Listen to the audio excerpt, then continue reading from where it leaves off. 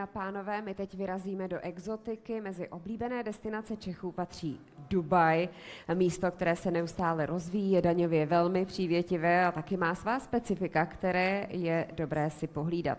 Nebo si na jejich pohlídání vzít experta a právě s těmi teď budeme mluvit. Na pódium přichází Edita Kerner, CEO společnosti Nova Dubai, a taky František Prokop, CEO společnosti Easy to Dubai. Máte mikrofony po ruce. Samozřejmě pro vás je tady opět možnost se ptát, ať už prostřednictvím aplikace Slido, do které se můžete přihlásit jednoduše tím, že svůj fotoaparát namíříte na QR kód, který vám tady ukazujeme.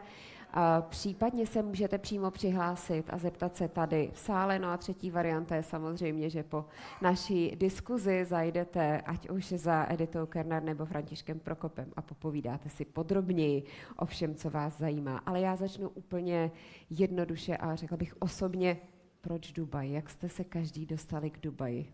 Edita. Já bych možná řekla úplně informace o mě od začátku, tak v minulosti jsem působila v bankovnictví, nějakých 13 let jsem dělala ve vedení banky a klienti se mě často ptali, kam mají investovat tak, aby dosáhli ideálního poměru v rámci investičního trojúhelníku, který zde vidíte, a aby dosáhli zajímavého výnosu, měli rychlou likviditu a téměř žádné riziko. Bohužel v rámci bankovního prostředí se nebyla schopná najít takový produkt, který by toto všechno naplňoval, a po seznámení s mým mužem, který vlastně v Dubaji už měl investice, dělal tam tuto činnost, jsem se k tomu připojila a dělám to společně s ním. Takže tak ke mně nějaké představení. Dobrý deň všetkým prajem. Náš príbeh je v podstate veľmi podobný ako pani Kroner. V Dubaji sme boli aktívni viacero rokov a stále sa tí klienti k nám vracali s tým, že majú voľné peňažné prostriedky a kde ich investovať. Nám samotným dával Dubaj v tom čase zmysel, alebo stále nám dáva zmysel. No a čo si vlastne dnes aj povieme, ukážeme, ten pohľad investora je väčšinou ten, že buď rozmýšľa emóciami, poznáte sami, keď sa rozhodujete, alebo rozmýšľa cez čísla.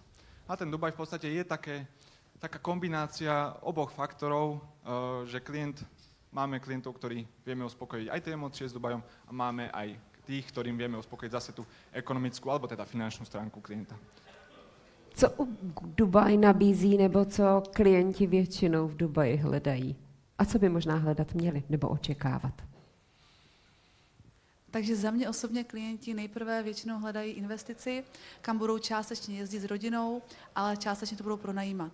V momentě, kdy zjistí, jak funguje Dubaj a jaké jsou možnosti, tak velmi často potom změní svůj názor a udělají radši správnou investici, která jim generuje takový příjem, že potom na dovolenou s rodinou můžou jezdit pokaždé, kam chtějí, do jakého chtějí hotelu, a nemovitost mají často pouze jako investici. Ale samozřejmě je možné svoji vlastní nemovitost využívat a jezdí tam i s rodinou, ale kolikrát se stane, že nemovitost, která neodpovídá jeho představám na dovolenou, má daleko větší ziskovost než nemovitost, která je určená na dovolenou s rodinou.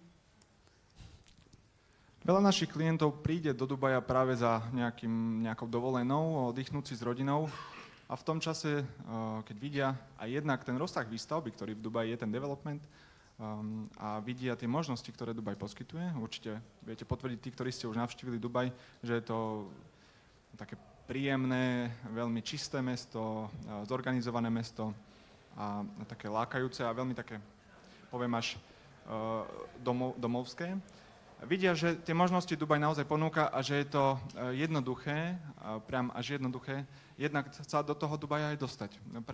Ja som doletel vlastne včera v noci, je to nejakých 5 niečo hodín priamo z Dubaja, čiže naozaj aj tá poloha samotného Dubaja je veľmi strategická a pre nás, Európanov, aj veľmi blízka. No a tak, ako pani Kroner spomínala, tí klienti, keď to prerátávame s nimi spolu, že tá ich investičná nehnuteľnosť naozaj celoročne zarába, tak veľakrát prídu a ani ju nevyužijú, ale radšej sa ubytujú v hoteli a zarobia tak viacej.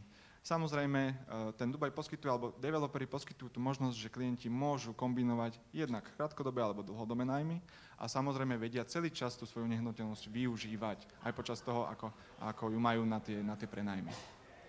Já bych možná ještě doplnila jednu zásadní informaci a tou je, já se na to pořád dívám z toho pohledu bankovního, možná díky té své historii, takže já to beru nejenom jako poradenství v rámci realit, ale i jako poradenství finanční. A v rámci tohoto finančního poradenství klienti často chtějí mít tu ziskovost a ta ziskovost se dá získat i tím, že vlastně nemovitost, která je koupená, se dá v Dubaji dále přeprodat v rámci platebního plánu. Když to vysvětlím trošku teď blížeji, tak nemovitost, která je koupena na platební plán, tak je placena například v úvodu z 20% a následně se platí, jak tedy developer, třeba po 5% dalších postupně. A jakmile klient zaplatí plus minus 30 až 40% hodnoty nemovitosti, tak má možnost tuto nemovitost prodat. Ale když klient kupuje nemovitost, která teprve přišla na trh, je tady ten projekt, tak má na této úrovni hodnotu ta nemovitost. Ale jakmile se kopne, udělá se základová deska, začne se stavět, tak s tím postupně roste i hodnota této nemovitosti. A v tom je to kouzlo. Takže klient vlastně koupí za cenu při nákupu z projektu, z papíru, která na závěr při předání klíčů je daleko jiná, je daleko vyšší a tím on vydělává. A protože má možnost dokonce tento projekt v průběhu jeho stavby opustit a přeprodat, tak to znamená, že on ani nezaplatí celou částku nemovitosti. Může tento projekt prodat se ziskem a koupit další. A v tom je to hrozně zajímavé.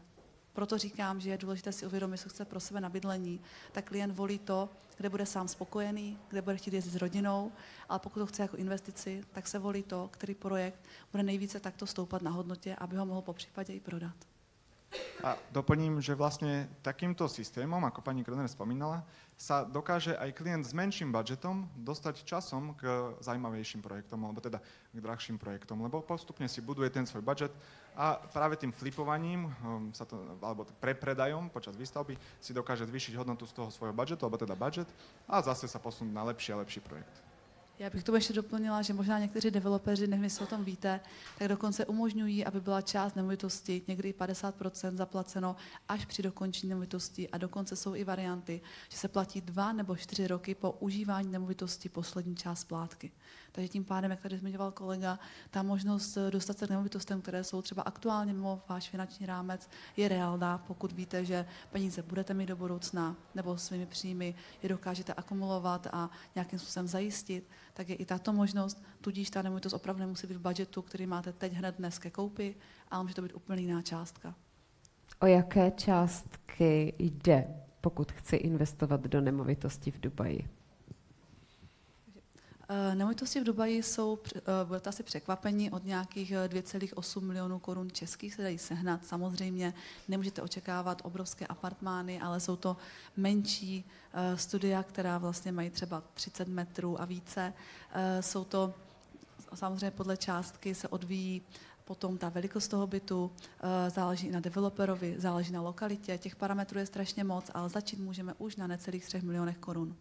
Podle čeho vybírat, kde je v Dubaji atraktivní to pro život nebo pro přepronájmy, nebo co byste doporučil? Jak to pak cenově vychází v těch různých lokalitách? Ono to je práve presne aj k predchádzajúcej otázke. Ja to vždy vravím klientom, teda poviem tak česky, lokace. To hovorí o tom, že áno, bežný klient alebo bežný návštevník Dubaja, bežný investor pozná možno 2-3 lokality downtown, lebo je to známe Kalifova a Dubai Mallom. Pozná ešte Marinu, lebo sa tam bol kúpať s rodinkou pri mori. A možno pozná ešte Business Bay, ale to už naozaj málo kedy. A potom sú lokality, ktoré práve my, ktorí, dajme tomu, žijeme v tom Dubaji, sledujeme, ako sa vyvíja ten trend, sledujeme tie trhy a sledujeme, či sa tam oznámi nejaký zaujímavý projekt. No a práve všetky tieto faktory pridávajú tej hodnote. Čo ešte dopoviem, možno je zaujímavé, a nie je to takým štandardom v Európe, je, že tie ceny, ako spomínala kolegynka, začínajú v českých teda korunách od nejakých 2,8 miliónov a stúpajú až do stoviek miliónov samozrejme, ale treba rátať s tým, že tie nehnuteľnosti ponúkajú veľmi zaujímavé amenities, alebo teda vybavenie toho apartmanového domu, kde klienti žijú. A práve tie zvyšujú tú pridanú hodnotu toho apartmanu. Čo je naozaj štandard v Dubaji, je bežne mať viac menej taký hotelový systém života, alebo hotelové bývanie, kde naozaj väčšinou na horných poschodiach, alebo teda s krásnym výhľadom na strechách sa nachádzajú bazény, alebo posilovňa, súkromná posilovňa pre rezidentov apartmanovej budovy, alebo sauny. Alebo samozrejme, čo je také zaujímavé, a klienti si to neuvedomujú veľakrát, že 24/7-hodinová recepcia a SBS služba alebo podzemné parkovanie. Sú to všetko faktory, ktoré potom vstupujú samozrejme do tej ceny a aby sme sa dostali teda k odpovedi na otázku, áno, vieme ísť s klientom do ultraluxusných projektov, kde má naozaj concierge služby, má tam vlastného šoféra a všetky takéto, čo ste videli určite možno na internete alebo v nejakých na sociálnych sieťach, ale vieme samozrejme nájsť aj nehnuteľnosť, čo zase prekvapuje veľa klientov, vieme nájsť nehnuteľnosť, ktorá stojí porovnateľne ako v Českej republike alebo na Slovensku. Rád dávam do príkladu Bratislavu, kde tie nehnuteľnosti naozaj sú v porovnaní s tým, čo tá nehnuteľnosť ponúka, ešte dokonca drahšie v Bratislave. Když si pořídím takovou nemovitost, co s ní dál? Na co bych měla i koukat, co vlastně poté ti, kteří si třeba najmou tu nemovitost, mohou v Dubaji dělat, tudíž co jim nabídnout? Tak, co s ní dál? Takže v rámci koupy nemovitosti my zařizujeme kompletní servis. To znamená, celým průběhem koupy nemovitosti vás provedeme, vše je v českém jazyce, máme kanceláři jak v České republice, tak v Dubaji a vlastně následně potom, kdy nemovitost je hotová, předána, tak tam budou naši designéři, ti tu nemovitost vybaví, vybaví takovým způsobem, abychom samozřejmě naplnili ideálně očekávání klientů, kteří si následně pronajímají nemovitost. To znamená, že jsou nějaké standardy té vybavenosti, které se snažíme dodržet, aby byly ideálně ještě lepší než tady tento standard a potom zajišťujeme pronájem této nemovitosti. Naši klienti se vlastně kompletně, dá se říci, pokud nechtějí, tak se nestarají vůbec o nic a pouze sledují reporty, které jim posíláme s obsahem, kolik toho bylo pronajmuto, za kolik peněz a sledují své účty, kam jim posíláme peníze. Současně jsme samozřejmě schopni, pokud klienti přijedou do Dubaje, tak je velice rádi přivítáme, velice rádi jim tam pomůžeme založit účet, pomůžeme jim s veškerým servisem a provedeme je kompletně Dubaji. To znamená, zde vidíte i na videu ukázku, je to zrovna točeno asi před nějakým měsícem, kdy jsme s klienty právě byli v Dubaji na předání nemovitosti a v rámci tohoto předání nemovitosti jsme samozřejmě se zajeli i do pouště, na jachtu a ukázali jsme jim Dubaj takovou, jaká je ze všech stran a úhlu. Františku. Ďakujem. Ešte doplním, že kúpou nehnuteľnosti dokonca klient získava možnosť automaticky získať víza v Dubaji, alebo teda v Emirátoch. Je to samozrejme odstupňované, sú 2 stupne víz, alebo podľa dĺžky víz sú dvojročné a 10-ročné, alebo teda štandardné dvojročné a zlaté 10-ročné. A práve od určitej hodnoty nehnuteľnosti klient môže žiadať o tieto víza, samozrejme pre celú rodinu. A to je tiež jedna z výhod, kde sa veľmi v porovnaní s niektorými krajinami veľmi rýchlo dokáže stať rezidentom, alebo teda mať víza v tej krajine. Ako spomínala pani Kroner, klient dokonca nemusí nikdy navštíviť ten Dubaj, ten svoj apartmán a my sa staráme o to, aby všetko prebehlo ľahko, aby sa mu to prenajalo, aby mal tú prenajatosť alebo okupanciu čo najvyššiu. V Dubaji aktuálne podľa nejakých štatistík, ktoré sme si vyťahli z Airbnb a Bookingu, a teda našich štatistík, vychádza tá okupancia podľa lokality, samozrejme nezabúdajme, na úrovni 78 až 80%, čo je v podstate nádherná obsadenosť. No a naša úloha je samozrejme aj pri tých nájmoch sledovať tie trendy a sledovať tú sezónnosť Dubaja, lebo Dubaj je naozaj sezónna krajina a ten nájom je ovplyvnený eventami. Určite ste počuli, že bolo Expo v Dubaji, blízko bola Formula, bola FIFA, máme rôzne turnaje tenisové a to sú práve aktivity alebo eventy, ktoré zvyšujú tú obsadenosť, zvyšujú dopyt alebo teda poptávku o apartmány a práve vtedy pri tých krátkodobých nájmoch vieme aj s tou cenou trošičku manipulovať a vieme pre toho klienta zarobiť oveľa viacej. Samozrejme, ak sa k tomu nedostaneme, ešte dopoviem, že každý z tých druhov nájmov, či krátkodobý alebo dlhodobý, má svoje výhody a má aj svoje nejaké rozdiely, ale to by sme potom možno, aby sme nedržiavali konkrétne pri našich stánkoch. Já jenom bych možná ještě doplnila informaci, že naše společnost nabízí dokonce garantované měsíční nájemné. To znamená, že při koupi nemovitosti se následně domluvíme, kolik vám můžeme nabídnout, je to buď na rok, na 2 nebo na 5 let a dáváme garanci. To znamená, ať se děje cokoliv, tak přes tuto cenu nejede vlak a tuto cenu měsíčně získáte.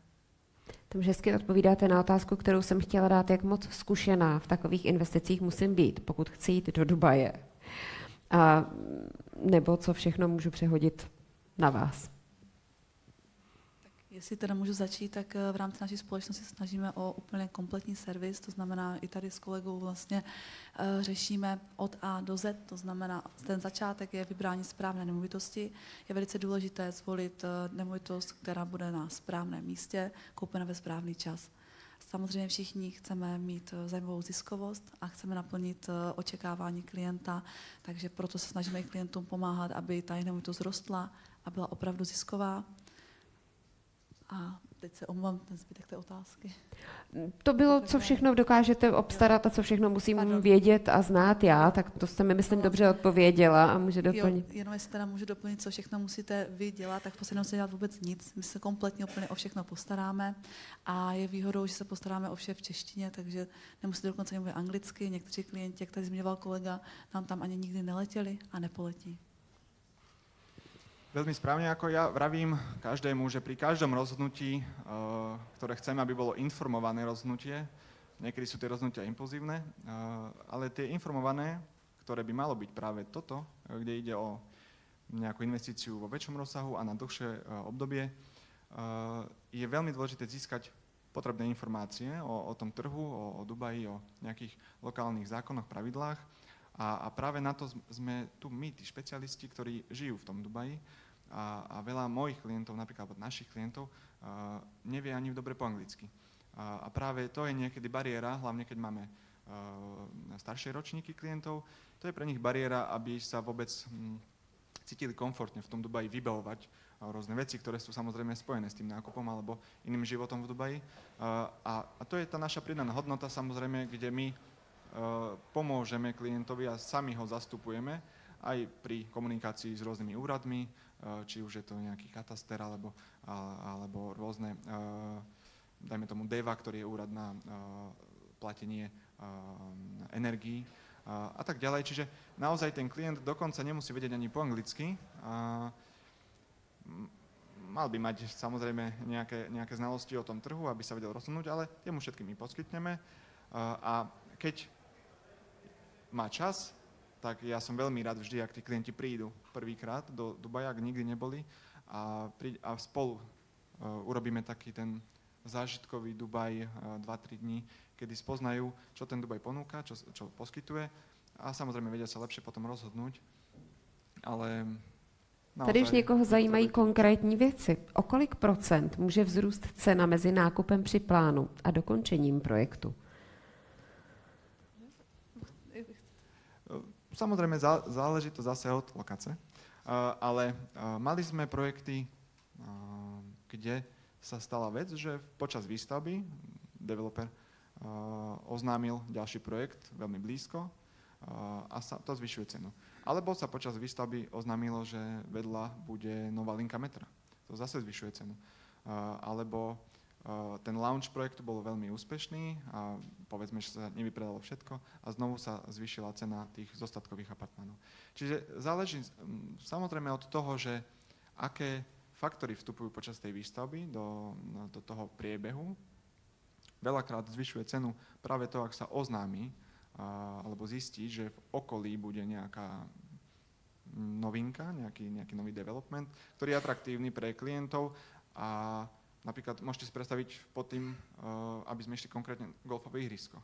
Pre veľa klientov je to niečo, za čím sú ochotní cestovať do Dubaja a hrať golf a samozrejme to zvýši cenu nehnuteľnosti, ktorá je poblíž, alebo teda blízko toho golfového ihriska. Čiže práve tieto faktory zvyšujú tú cenu a niekedy, áno, ten Dubaj je niekedy neobmedzený a tá cena sa dokáže narásť naozaj pekne, ale tak priemerne poviem, je to v desiatkách percent počas výstavby. Děkuji. Ale nezabudajme, že tá výstavba trvá 2-3 roky. Nie je to. Edita chtěla něco doplnit? Já jsem chtěla říci, že celkově ta Dubaj je velice nevyspytatelná. Některý projekt, nebo celkově všechny projekty vždy rostou nějakým způsobem takto pozvolně nahoru, ale jsou projekty, které nám opravdu raketově vystřelí a je to díky informacím, jak tady říkal kolega, které to mohou ovlivnit a proto je důležité mít i v rámci koupy dobrého obchodního partnera, který ví tyto informace, má k ním přístup a dokáže vám správně vybrat jednotku a doporučit, protože vy jako klienti samozřejmě máte svůj obor, rozumíte svým věcem a nemusíte být zrovna specialist na Dubaj a na investice. A od toho jsme tady my. Důležitá otázka, jak je to v Dubaji s daněmi v souvislosti s nemovitostmi, tedy ať už jde o převod nemovitosti, anebo poté daň z nemovitosti, či z pronájmu. Začnem ja. Prvý taký poplatok väčší, ktorý nie je u nás štandardom, alebo v Európe nie je štandardom, nie je to síce daň, ale je to poplatok, ktorý je celkom významný, sú 4%, ktoré sa platia za prevod vlastníctva. Platí to kupujúci, väčšinou teda, aj keď v niektorých prípadoch platí 2% developer a 2% kupujúci, alebo teda nový majiteľ ohrádza. To je taký prvý významný poplatok. Samozrejme pri tom nákupe sú ďalšie administratívne poplatky a nejaké poplatky za, dajme tomu, certifikáty. No a potom samozrejme nastupuje tá časť daní. Veľa klientov si to možno mýli, že ak teda kúpim nehnuteľnosť v Dubaji, tak už platím dane v Dubaji. Je veľmi dôležité rozlišovať, kde je daný klient daňovým rezidentom. My, Slováci, teda Česi a Slováci, stále aj po nákupe nehnuteľnosti v Dubaji ostávame daňovým rezidentom Českej alebo Slovenskej republiky a sú určité pravidlá alebo sú určité faktory, ktoré vedia ovplyvniť túto daňovú rezidentúru. Napríklad jedno z je, že trávite viac ako polovicu roka v danej krajine alebo máte stret záujmov v tej danej krajine. Ale v podstate sa dostávame k odpovedi, že v Dubaji ako fyzická osoba má nulové daňové zaťaženie, ako právnická osoba, ktorá by prenajímala daný apartmán, alebo teda vlastnila daný apartmán a prenajímala daný apartmán, tak je novinka. Minulý rok, vstúpila do platnosti corporate tax, takzvaná korporátna daň, ktorá je vo výške 9% z čistého príjmu, teda zo zisku. A čo je zaujímavé, je do výšky 375 000 dirhamov, alebo teda necelých 100 000 eur, je oslobodená teda od dane, ak je príjem teda do tejto výšky.